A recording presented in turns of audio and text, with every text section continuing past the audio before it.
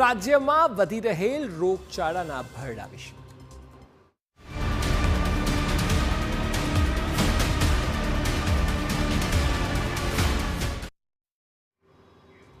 રાજ્યમાં વરસાદે તો વિરામ લીધો છે, જો કે રોગચાળાએ હાહાકાર મચાવ્યો છે, જેને કારણે આપણા મહાનગરો થઈ ગયા છે બીમાર. ડેન્ગ્યુ અને મેલેરિયાના કેસ સતત વધી રહ્યા છે. સરકારી હોસ્પિટલ દર્દીઓથી ઉભરાઈ રહી છે. સ્થિતિ એવી આવી ગઈ છે કે હવે ભાજપના ધારાસભ્ય સ્થાનિક પ્રશાસન સામે સવાલ ઊભા કરી રહ્યા છે. ત્યારે જુઓ આખરે કેમ મહાનગરોમાં રોગચાળાએ મચાવ્યો છે હાહાકાર.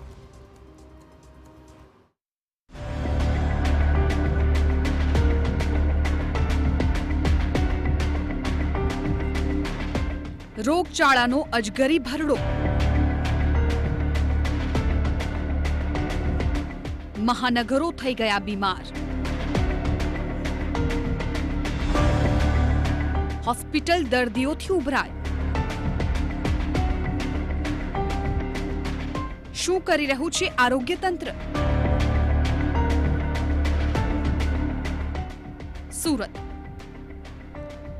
સુરતમાં હાલ રોગચાળાએ હાહાકાર મચાવ્યો છે. દિવસે ને દિવસે સ્થિતિ ખૂબ જ વણસી રહી છે. સુરત શહેરમાં રોગચાળો બેકાબુ બનતા સ્થિતિ ગંભીર થઈ ગઈ. નવી સિવિલ હોસ્પિટલ દર્દીઓથી ઉભરાઈ. ઓપીડીમાં દર્દીઓની લાંબી કતારો જોવા મળી. દર્દીઓને વોર્ડમાં રાખવા માટે પણ જગ્યા નથી. દર્દીઓને વેઇટિંગ એરિયામાં સારવાર આપવામાં આવી રહી છે. 42 બેડવાળા વોર્ડમાં 52 દર્દીઓ દાખલ કરવામાં આવ્યા. રોગચાળો વકરતા દર્દીઓ હેરાન પરેશાન થઈ રહ્યા છે. દક્ષિણ ગુજરાતની સૌથી મોટી સરકારી હોસ્પિટલ પણ નાની પડી રહી છે. હમણાં પેશન્ટ તો વધારે આવે છે, કારણ કે ડેન્ગ્યુ અને મલેરિયાના કેસ વધી ગયા છે. એના લીધે ફેસિલિટી સુધારવા માટે એક્સ્ટ્રા બેડ સાઈડના રૂમમાં વેઇટિંગ રૂમમાં મુકાવડાવ્યા છે. ખાસ કરીને કઈ રીતના પેશન્ટો છે અહીંયા વધારે પડતા પેશન્ટ મલેરિયાના અને ડેન્ગ્યુના જ આવે છે, ફીવરવાળા. સુરતમાં સતત વકરી રહ્યો છે રોગચાળો. ડેન્ગ્યુ મલેરિયા જેવા કેસોમાં ઉછાળો જોવા મળ્યો. વકરતા રોગચાળા સામે તંત્ર નિંદ્રાધીન હોવાનો કુમાર કાનાણીનો આક્ષેપ. વરાછાના ધારાસભ્ય કુમાર કાનાણીએ અધિકારીને આડે હાથ લીધા છે. રોગચાળા મુદ્દે પૂર્વ આરોગ્ય પ્રધાને મનપા કમિશનરને ફરિયાદ કરી છે. સરકાર તેમજ ખાનગી હોસ્પિટલમાં સારવાર માટે જગ્યા નહીં હોવાના કુમાર કાનાણીનો દાવો છે. તંત્ર દ્વારા દવાનો છંટકાવ પણ કરવામાં નથી આવતો. મનપાના અધિકારીઓ માત્ર એસી ચેમ્બરમાં બેસીને કાગળ પર કામગીરી કરે છે. તંત્ર દોડતું હતું. અરે ચોમાસા દરમિયાન ઘરે ઘરે આરોગ્યની ટીમ રોજે આવતી હતી. ઘરમાં કોઈને તાવ આવે છે, કોઈને મુશ્કેલી છે, કોઈને તકલીફ છે, રિપોર્ટ કરાવ્યા છે. જો કોઈને તાવ આવતો તો રિપોર્ટ કરાવતું હતું કોર્પોરેશન, એની દવા આપતું હતું. આ ચોમાસું પૂરું થવાયું મેં એક પણ અધિકારીને મારા ઘરે કે મારી સોસાયટીમાં મેં જોયું નથી. ફિલ્ડમાં મેં ક્યાંય અધિકારીને જોયા નથી. ને મને એવું લાગ્યું કે આટલો ભયંકર રોગચાળો છે અને છતાં પણ આરોગ્ય વિભાગ કામે નથી લાગ્યું.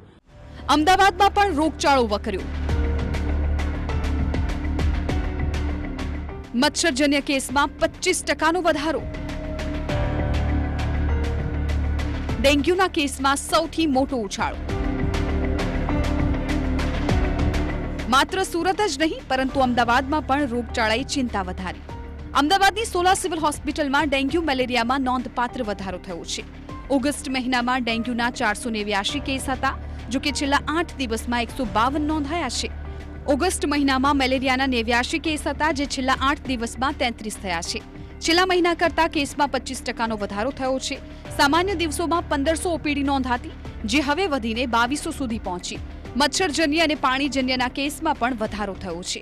દિવસે દિવસે રોગચાળો વકરી રહ્યો છે. મચ્છરજન્ય કેસમાં નોંધપાત્ર વધારો જોવા મળી રહ્યો છે. આપણી સાથે સોલા સિવિલ હોસ્પિટલમાં છીએ, ડૉક્ટર કુલીનભાઈ આપણી સાથે છે. કયા પ્રકારના કેસ મચ્છરજન્ય રોગચાળામાં નોંધાયા છે? આપણે હાલના સમયમાં ડેન્ગ્યુ, મેલેરિયા અને થોડા ઘણા અંશે ચિકનગુનિયાના કેસમાં પણ વધારો જોવા મળેલ છે. પણ ખાસ તો ડેન્ગ્યુ અને મેલેરિયામાં ઘણો નોંધપાત્ર વધારો છે. ઓગસ્ટ મહિનાની વાત કરીએ તો આપણે ડેન્ગ્યુના 489 સમથિંગ કેસ હતા. એની સામે આ 8 દિવસમાં જ 152 ઉપરનો ફિગર આપણી પાસે છે અત્યારે. એવી જ રીતે મેલેરિયામાં પણ ઓગસ્ટ મહિનામાં જે 89-90 હતા, એની સામે આ 8 દિવસમાં 33 પોઝિટિવ કેસ જોવા મળેલા છે. એટલે ઓવરઓલ જોઈએ તો આ મહિનામાં કેટલો વધારો થાય તેવી શક્યતા આપને લાગી છે, અને હાલના તબક્કે કેટલો વધારો પાછલા મહિના કરતાં થયો છે? પાછલા મહિના કરતાં લગભગ 25% જેટલો વધારો જોવા મળેલો છે આ બધા કેસમાં.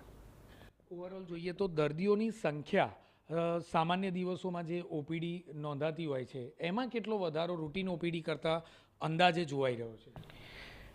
રૂટીન ઓપીડી આપણી 1500 જેવી રહેતી હતી એને બદલે અત્યારે 2000થી 2200 જેવી ડેઇલી જોવા મળે છે. પાણીજન્ય કેસની વાત કરીએ તો અંદાજે પાણીજન્ય કેસમાં પણ કેટલેક અંશે વધારો જોવાયો હશે. કયા પ્રકારનો શેમાં વધારો? એમાં ઝાડા ઉલટીના કેસો હાલના દિવસોમાં વધારે જોવા મળેલ. ટૂંકમાં કહીએ તો વરસાદ પછી મચ્છરનો ઉપદ્રવ વધ્યો છે, મચ્છરનું બ્રીડિંગ ઠેર ઠેર જોવા મળી રહ્યું છે અને એટલા માટે જ મચ્છરોના બ્રીડિંગને અટકાવવા માટે લોકોએ પણ જાગૃત થવાની જરૂર છે, કારણ કે રોગચાળો દિવસે દિવસે વકરી રહ્યો છે. અમદાવાદ મહાનગરપાલિકા અનુસાર અમદાવાદ શહેરના સરખેજ, ચાંદખેડા, થલતેજ અને અસારવા વિસ્તારની અંદર ચિકનગુનિયાના કેસમાં નોંધપાત્ર વધારો જોવા મળ્યો. ત્યારે સરખેજ, ગોતા, થલતેજ, વસ્ત્રાલ, સ્ટેડિયમ અને નવરંગપુરા સહિતના વિસ્તારોમાં ડેન્ગ્યુના કેસમાં સતત વધારો જોવા મળી રહ્યો છે.